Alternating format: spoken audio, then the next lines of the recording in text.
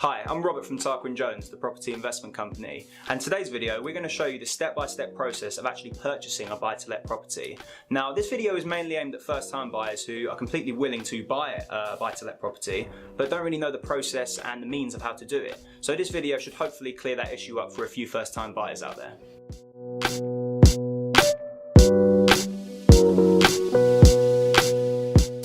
Now the first step of the process of purchasing a buy-to-let property is actually making sure you have enough money to invest with in the first place. Now I would say minimum in terms of what you need is around £25,000 to £30,000. Now with this cash sum, I would recommend looking at low-end, low-cash opportunity investments such as car parking spaces, for example, other commercial projects such as office suites. That is the kind of deal that I think is great for a first-time buyer to really kind of dip your toe into the buy-to-let market, so to speak. I've spoken with many first-time investors who want to invest but they don't believe they have the money to do so. I then ask them how much that they have to invest and they say something like £40,000 to £50,000, and that is more than enough to invest with, even if you're going to go for the residential apartment or buy-to-let route in terms of obtaining a mortgage and getting the property of a cash value which is higher than the money that you have.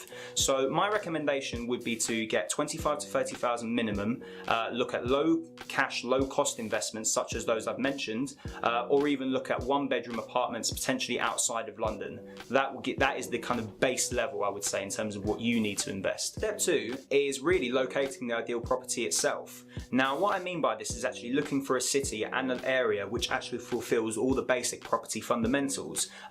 First of all, you want your property to be within everything else, and what I mean by that is you want it to be near good transport links, good services such as bars, restaurants, gyms, everything else like that. If your property is located near all of that, then chances are your property is going to experience good capital growth in the years to come. That fulfills one of the main property objectives. The other is securing a good yield, and that is why I'm encouraging most of our clients to look outside of London and at other major UK cities such as Liverpool, Manchester, Birmingham, Newcastle. These cities is where our clients are getting a high yield but also fulfilling good levels of capital growth also. So these are the areas I would advocate looking, and it's perfect for first-time buyers as well, because your low budget of potentially £25,000 to £30,000, you'll be able to buy good properties in the cities I've mentioned. Now step 3 is doing your due diligence on the property itself that you're considering buying. So following on really from the last step, you found the perfect location and you potentially have found the perfect property. Your next step really is to research everything relating to the property itself. Now what I mean by this is make sure the developers behind the deal have a good track record and are reliable in terms of finishing their projects on time. The last thing you don't want is to have everything held up in the sales progression side from incompetence from the developer's side or pure greed. If you do your due diligence on everything beforehand, it will make the whole sales progression side, which we'll get to a little bit later on, much easier for yourself. Now step 4 is the reservation process. Now really this is where things start to get serious in the whole process in terms of actually wanting to buy the property. You've done your due diligence, you're happy with the property, you're happy with the area that you're buying in. Now it's the time to actually start the process of buying it. Now really what you need here is a reservation fee to be put down. This will take the unit that you're buying off of the market from the developer's side so no one else can buy this. This will be done temporarily. Now the reservation fee can vary depending on the property. It can vary from anything from £1 to say £5,000 depending on the price of the property that you're buying. Once this is done, a member of the sales progression team will be in touch from the developer's side and your nominated solicitor will be in touch to handle everything up to exchange. This will lead me on to my next point. Now step 5 is exchange. Now this is where really you are 100% committed to the purchase that you're making. Exchange will usually take place around a month's time after reservation. In the meantime, between reservation and exchange, a lot of admin work will need to be done. But like I say, if you've done your due diligence on who you've chosen to work with, then most of this will be done by the nominated solicitor that you're working with and many of the sales progression team from the developer's side. So really this shouldn't entail of much for you, but exchange really is where you are 100% committed.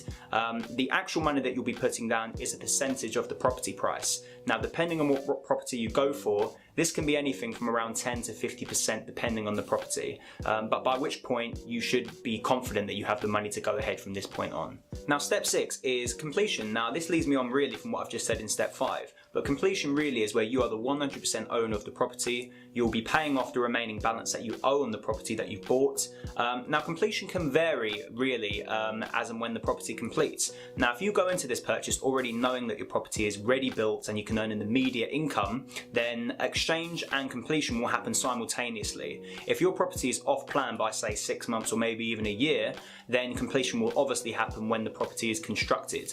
Now you can choose to pay this off with just a pure cash purchase as I've suggested, or if you're going to go about it from a mortgage perspective, then obtaining the mortgage will happen likely a few months before completion. That's when really the whole process of obtaining financing starts. But either way, from that point on, you're the 100% owner and you can start earning your rental income.